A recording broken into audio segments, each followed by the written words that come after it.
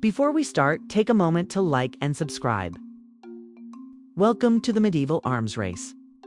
When we picture a knight, we usually see a big suit of shiny metal, but the gear they used was anything but simple.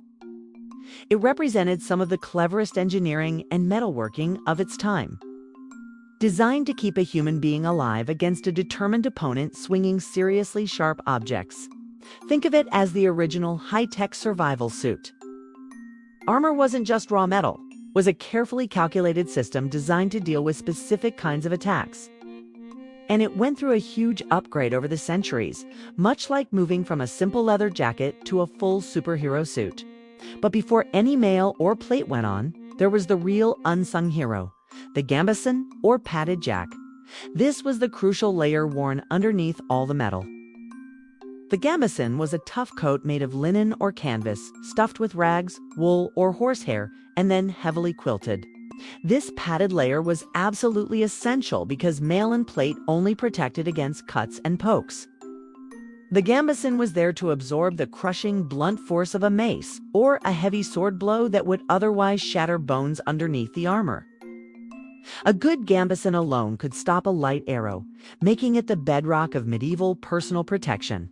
For much of the Middle Ages, the primary defense worn over the gambeson was mail, often called chain mail, and it was a true woven wonder.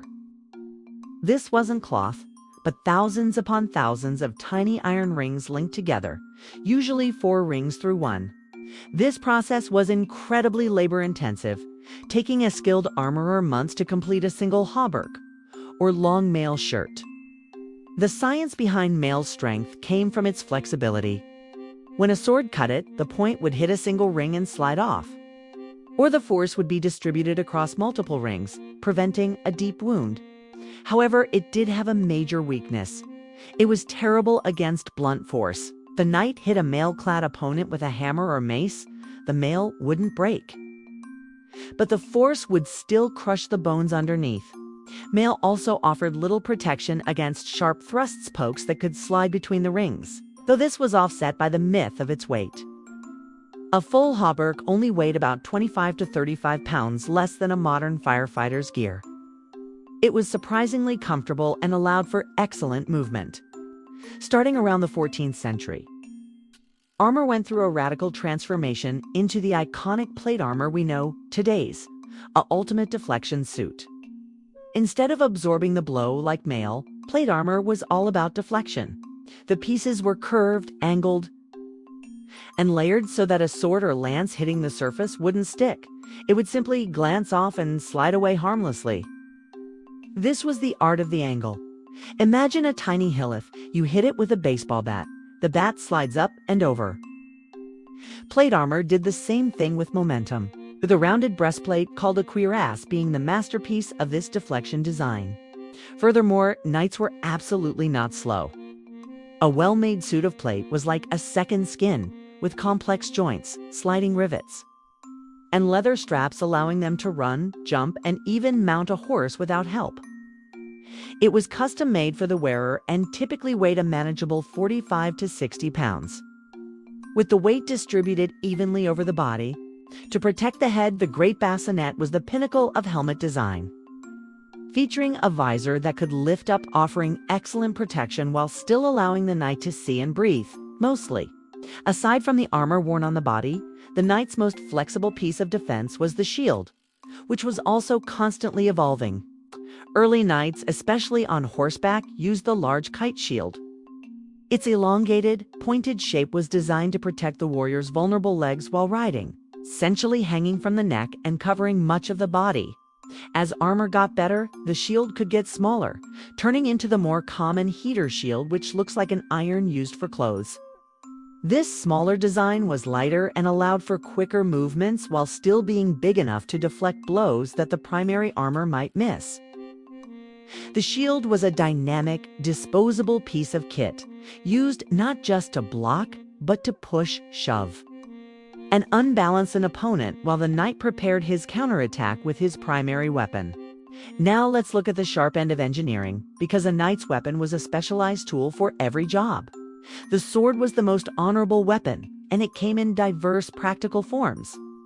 The arming sword was the classic one-handed sword used with a shield, designed to be light enough for quick cuts and thrusts. It's perfect for enemies without heavy armor. As armor got thicker in the later Middle Ages, the long sword or bastard sword became popular. It had a longer handle and was often tapered, came to a sharp point. Its tapering gave the blade the mass needed for a powerful cut, while still making the tip thin and stiff enough to pierce gaps in plate armor. The best swordsmiths demonstrated the art of steel by knowing how to make the edge hard for cutting, but the core of the blade flexible so it wouldn't snap. A secret that was like their own medieval brand of metallurgy. Finally, as plate armor became common, the job of the weapon changed from cutting and slashing to either piercing the gaps or delivering crushing trauma, leading to specialized anti-armor weapons. The mace was a simple, heavy club with a flanged, spiked head and was the best weapon for delivering blunt force trauma.